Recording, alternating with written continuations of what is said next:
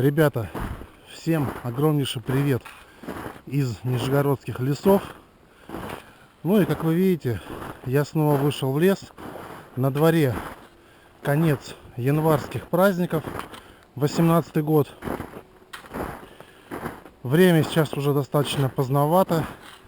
Идти особо никуда не хотелось. Объясню почему. Всю неделю, даже, наверное, недели полторы, температура держится. Где-то была 0, +1, +2, +3. То есть вот в этом диапазоне. И выпавший снег начал таять. Идти было тяжело. И такая ситуация, что и на лыжах вроде как не очень-то удобно. И без лыж. Но вот сегодня ночью подморозило. Сейчас на градуснике где-то -5, -6, вот так где-то. И в принципе идти, ну, более-менее. То есть в принципе можно передвигаться. И как вы видите, я совершил сегодня выход. И вот цель такова. Хочу, во-первых, немножко пройти, то есть просто побродить, полазить. Понятно, что куда-то далеко я не пойду. Вот видите, кстати, вот о чем я говорил, вот все таяло, вот эти лужи, и они даже еще подмерзли не до конца. Вот вода аж прям. То есть сюда вот если ногой наступить, провалишься. И вот видно, что вот такие вот участки в лесу. Ну так вот, походить, полазить, первая задача. И второе, если получится, я сегодня хочу развести костерок. Ну такой, более-менее нормальный. Посидеть просто около костра. Погреться, поразмышлять, звук костра послушать, посмотреть на огонь. Ну, вот в таком вот плане. Ну и, естественно, параллельно приготовить чай.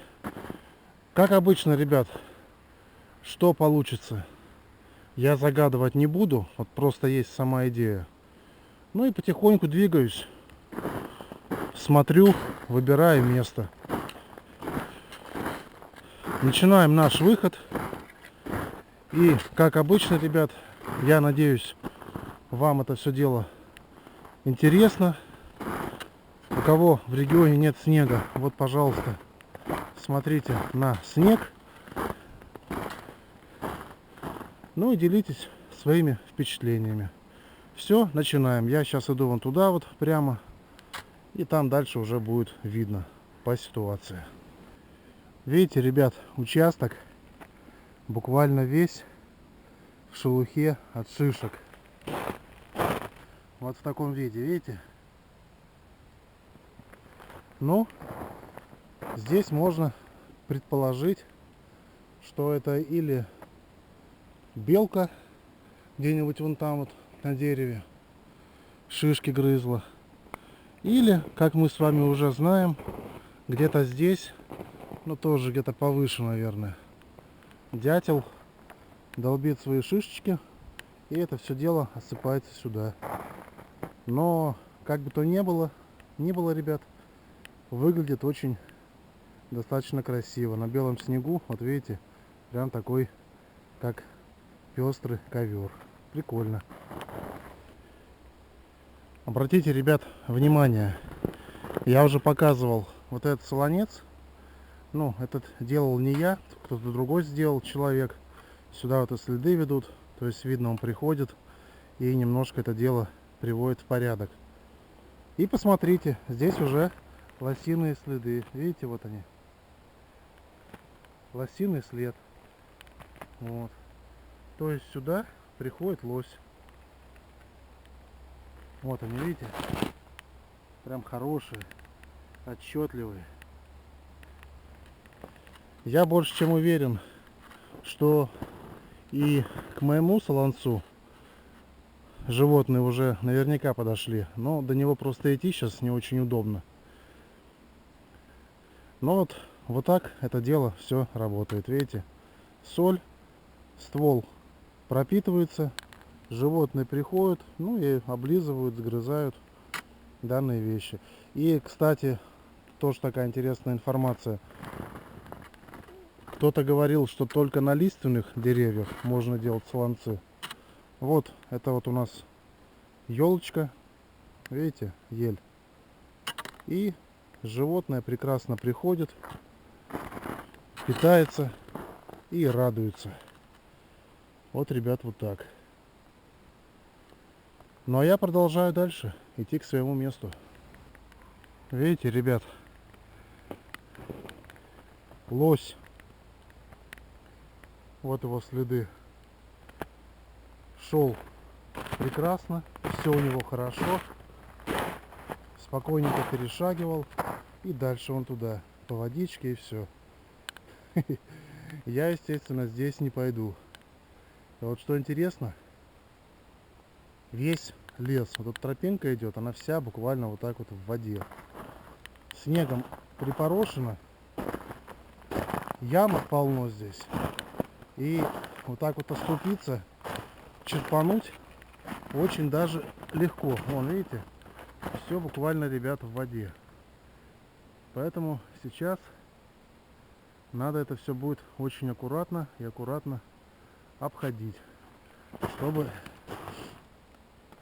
снова не зачерпнуть. Мне вот, по идее, вон туда, в том направлении нужно идти. Сейчас туда потихонечку и пойду.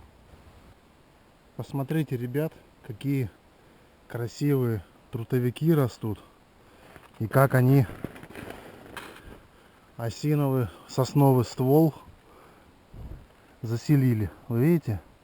Прям такими вот линиями и в разломах, в промежутках коры. То есть нигде попало, а вот где кора как бы друг с дружкой соприкасается. И вот они, видите, прямо из нее такими линиями растут. Вот. Когда-то была сосна, дерево. Теперь это пенек. Такой вот, видите, сломленный. И дает пристанище трутовикам и различным насекомым. Вон там тоже видно. Ничего, ребят, не пропадает. Продолжаю, ребят, движение. Вот через такие места.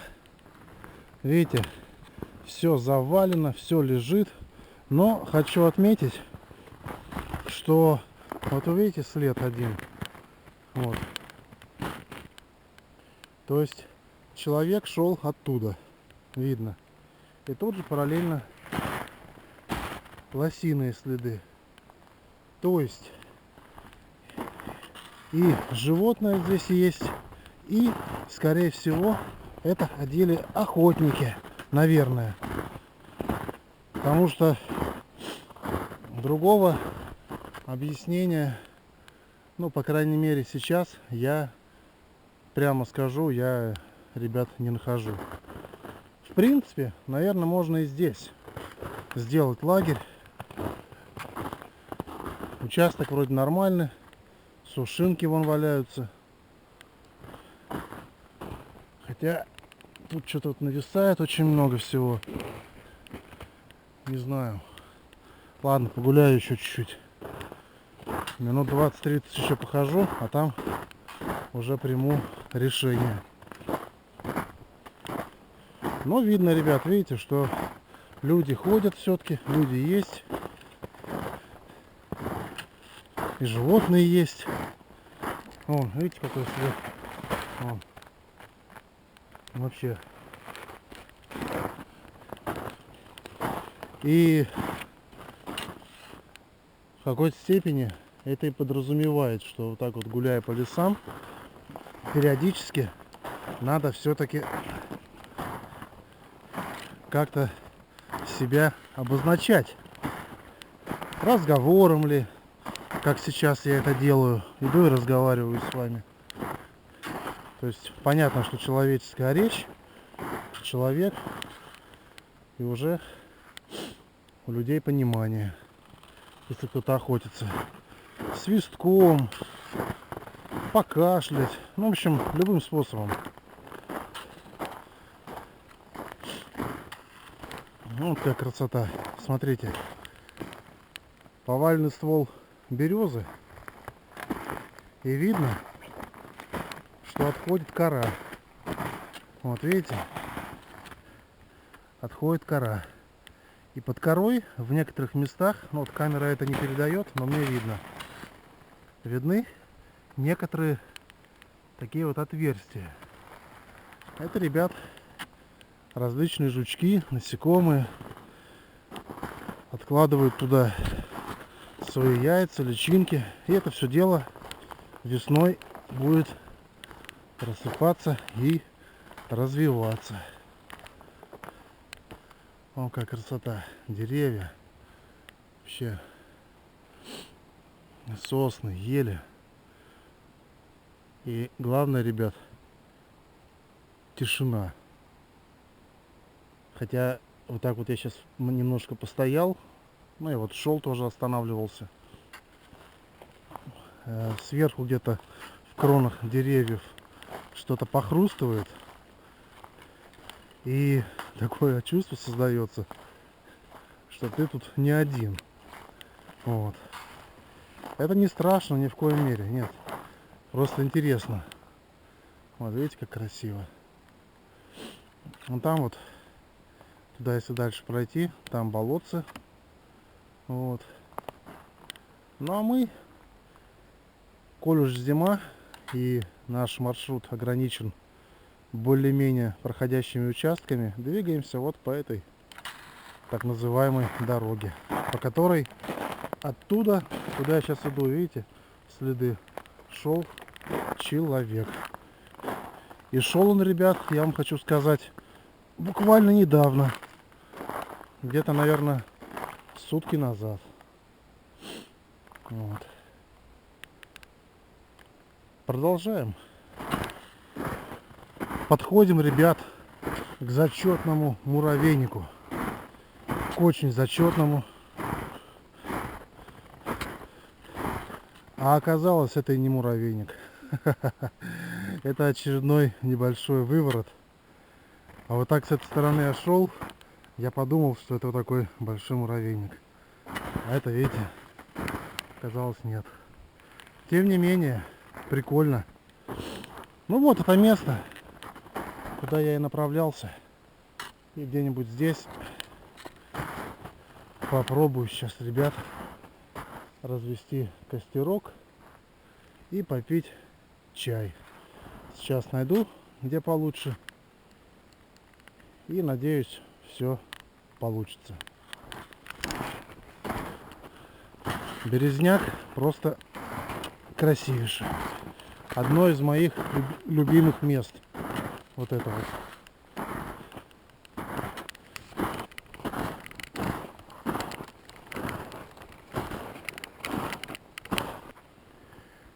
Ребят, вот здесь я буду делать сейчас короткую остановку. Итак, что я делаю? Расчистил площадку. Здесь сейчас натяну плащ-палатку. Хотя можно без нее, но пусть будет. Ну, сушины, вот видите, валяются сушины. Это будут дровами. Здесь разведу костерок и немножко посижу. Буду делать чай. Если будет желание, подумаю еще, может вот этот вот барьер сделаю еще больше, навалю. Когда выпадет снег, побольше его будет, подморозит, здесь будет так, ну, красиво, как крепость. Хорошее место будет для стоянок. Но по этому пункту не знаю, просто времени очень мало. Все, я начинаю, потому что на самом деле нужно все успеть. Потом еще включусь. Промежуточный вариант, ребята, промежуточный. Все сделано на скорую руку. Низ, как вы видите, просто деревяшкой, полежкой придавил, особо не закреплял. Но я думаю, хватит. Что сейчас? Сейчас за дровами, это номер один пункт. И второе, надо придумать, на чем сидеть. У меня там сидушка, но несколько полежек надо будет найти сейчас каких-нибудь. Вот, ребят, получается вот такая система. Небольшой костерок, немножко дровишек, я думаю, хватит. посидеть, согреться. И вон там у меня котелок, вон там лежит. И закипятить водичку. Ну а если не хватит, вон сушины валяются полно. Вот буквально, видите, полно. Вон они, упавшие деревья уже мертвые. Так что с дровами, я думаю, проблем не будет. Главное, чтобы схватилось, потому что все-таки там сыроватые какие-то они немного. Вот как-то так. Сейчас немножко получше разведу и уже сяду. И будем просто с вами отдыхать, смотреть на огонь. В общем, ребят, нормального костра не получается. Все сырое. Вот. Он то разгорается, а то его снова приходится, то тухнет, гаснет. И по новой приходится разводить. Сырое все вообще абсолютно. В общем, сейчас хотя бы на таком вскипячу водичку. Попью чай. И, наверное, обратно уже. Можно, конечно, сейчас, вот если посмотреть, вон сушины стоят высокие, то есть их под ноль брать напополам, все, но это возни. Ну а эти то, что я от березки брал, вы видели, вот стояли стволы наполовину, метра по два от земли, они уже мертвые, а некоторые на земле валялись, они сырые вообще все насквозь, абсолютно. Ну вот поэтому пока получается так, не очень. Тем не менее, это выход, и чай я сегодня все равно попью, ребят. Сделаем все. Процесс потихоньку пошел, вроде бы закипело. Там уже у меня заварка и черника. Вот. Ну, вроде бы горит. Но как-то слабо, ребят, вообще. Тяжко. Тяжко. Надо было сразу нормальный костер разводить, нормальные дрова заготавливать. Ну, будет опыт, тем не менее. Пожалуй, ребят, у меня прокипело, все нормально. Сейчас сниму чай и буду пить. Ну и дождусь, пока костерок прогорит. Вот. Конечно, тяжело он сегодня отдался, но тем не менее все получилось, и это уже, ребят, хорошо. Вон, видите, как бурлит варево. Вот, как-то так, ребята.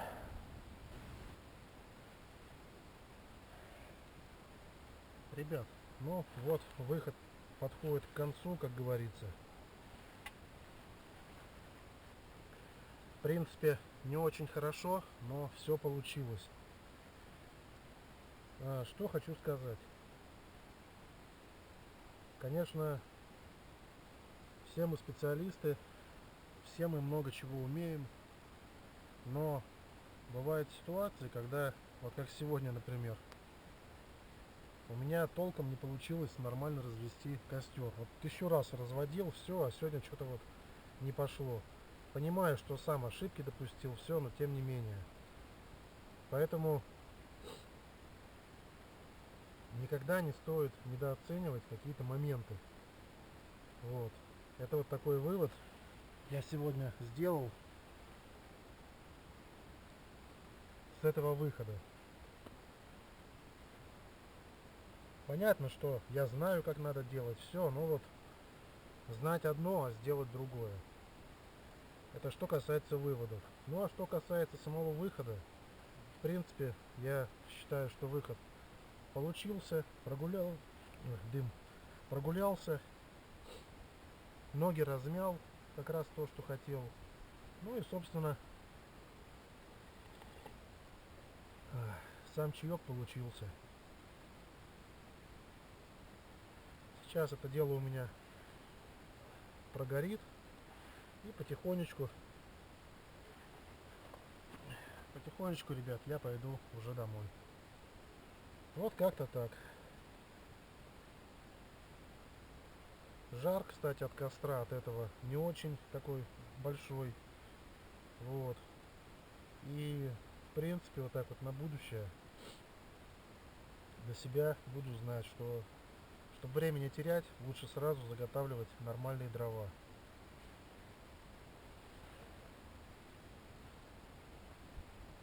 Вам, ребят, спасибо, что смотрите.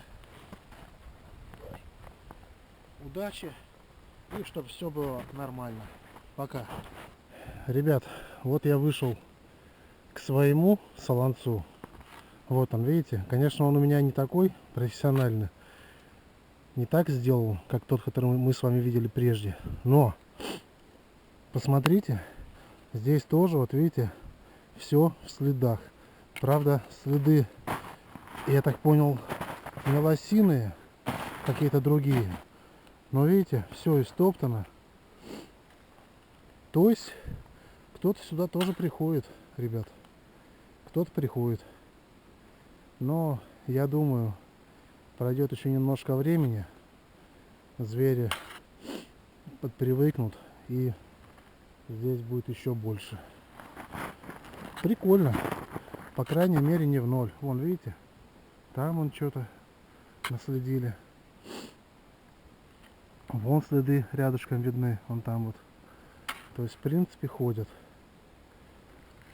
Вот так вот. Функционирует. Как-нибудь потом еще сюда наведаюсь.